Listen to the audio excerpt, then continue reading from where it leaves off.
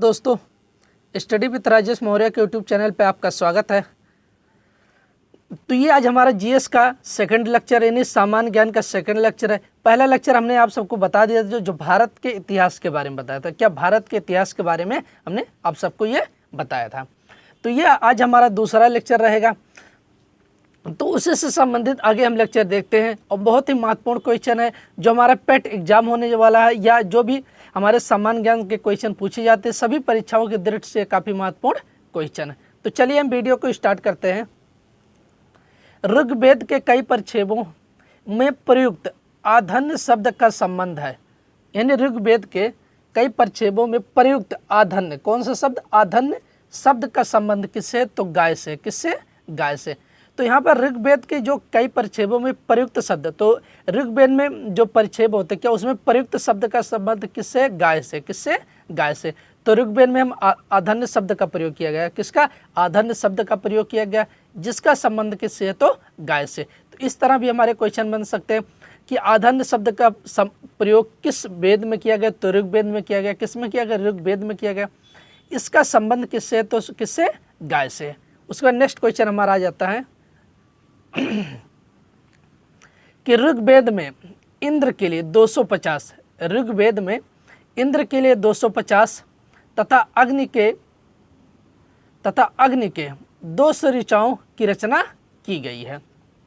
तो यहाँ पर ऋग्वेद में इंद्र के लिए 250 तथा अग्नि के लिए, यहाँ पर कर लेना कि अग्नि के लिए 200 रचनाओं की रचना की गई है। ये तो यहाँ पर ध्यान रखना कि ऋग्वेद में इंद्र के लिए 250 तथा अग्नि के लिए 200 रचनाओं की रचना की गई। किसकी, 200 ऋचाओं की रचना की गई। किसकी, 200 ऋचाओं की रचना की गई है। तो अगर पूछा जा सकता है कि ऋग्वेद में इंद्र के लिए कितने रचाओं की रचना की गई है, तो 200 तथा अग्नि 250 कितना हो जाएगा, 250 तथा अग्नि के लिए कितने रचाओं की रचना की गई है, तो अग्नि के लिए 200 रचाओं की रचना की गई है। अब अगला हमारा टॉपिक आ जाता है यजुर्वेद। क्या आ जाएगा, यजुर्वेद।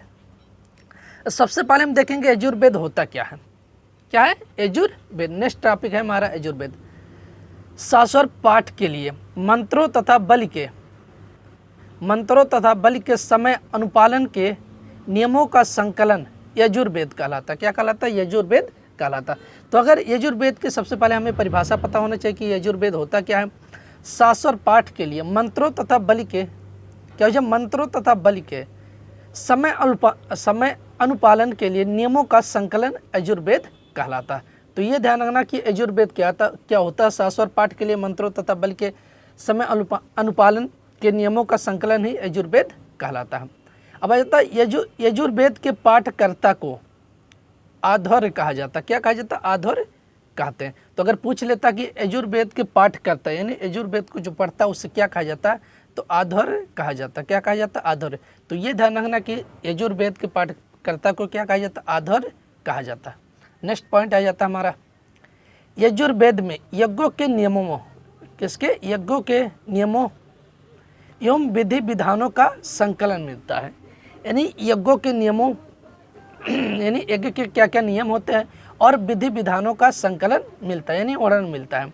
तो ये ध्यान रखना कि किस, अगर पूछा जा सकता है किस वेद में यज्ञों के नियमों तथा विधि विधानों का वर्णन मिलता है, तो किसमें, यजुर्वेद में हमारा जो होता है यज्ञों के नियमों तथा विधि विधानों का संकलन मिलता है। ये हो गया। अब हमारा नेक्स्ट क्वेश्चन आ जाता है कि यजुर्वेद एक ऐसा वेद है जो गद्य एवं पद्य दोनों में है। तो अगर पूछा जा सकता है, ये तो काफ़ी महत्वपूर्ण क्वेश्चन है कि कौन सा ऐसा वेद है जो गद्य एवं पद्य दोनों में पाया जाता है, तो कौन सा हमारा है, यजुर्वेद है। कौन सा हो जाएगा, यजुर्वेद। तो ये ध्यान रखना कि यजुर्वेद एक ऐसा वेद है जो गद्य एवं पद्य दोनों में पाया जाता है। उसके बाद अगला पॉइंट आ जाता है कि सामवेद को भारतीय संस्कृत का जनक कहा जाता है। अगर पूछ लेता कि भारतीय संस्कृत का जनक किस वेद को कहा जाता है, तो सामवेद को कहा जाता है। किसे कहा जाता है, या सामवेद को माना जाता है। तो ये काफ़ी महत्वपूर्ण क्वेश्चन हो जाता है कि भारतीय संस्कृत का जनक किस वेद को कहा जाता है या किसे कहा जाता है, तो सामवेद को कहा जाता है। किसे, सामवेद को।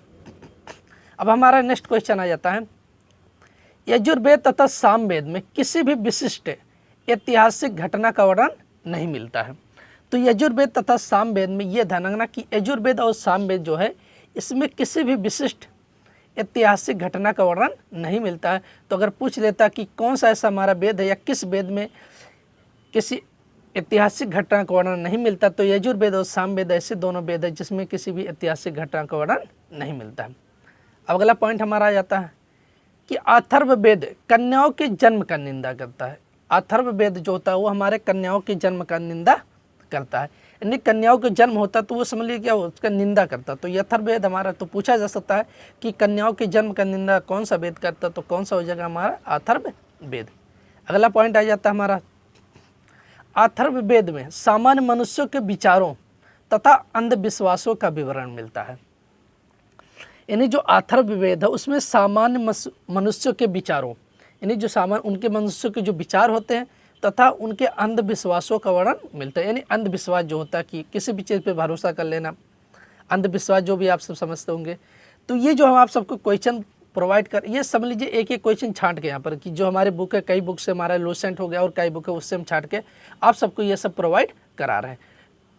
तो अगर आप सबको ये वीडियो मेरा अच्छा लगे तो आप इसको लाइक, शेयर और सब्सक्राइब जरूर करिए और अपने दोस्तों को जरूर ये शेयर करिए और कमेंट बॉक्स में ये जरूर बताइए कि आप सबको ये लेक्चर कैसा लग रहा। और हमारे चैनल को आप जरूर सब्सक्राइब करिए। कुछ स्टूडेंट होते हैं जो वीडियो देख लेते हैं और चैनल को सब्सक्राइब नहीं करते, तो हमारा आप सभी से यही रिक्वेस्ट है कि जितने भी स्टूडेंट या जो भी हमारे यूट्यूब चैनल को देख रहे हैं वो चैनल को जरूर सब्सक्राइब करें और कमेंट बॉक्स में जरूर बताते रहें कि आप सबको लेक्चर कैसा लगा। तो आज के लिए इतना ही रखते हैं, धन्यवाद।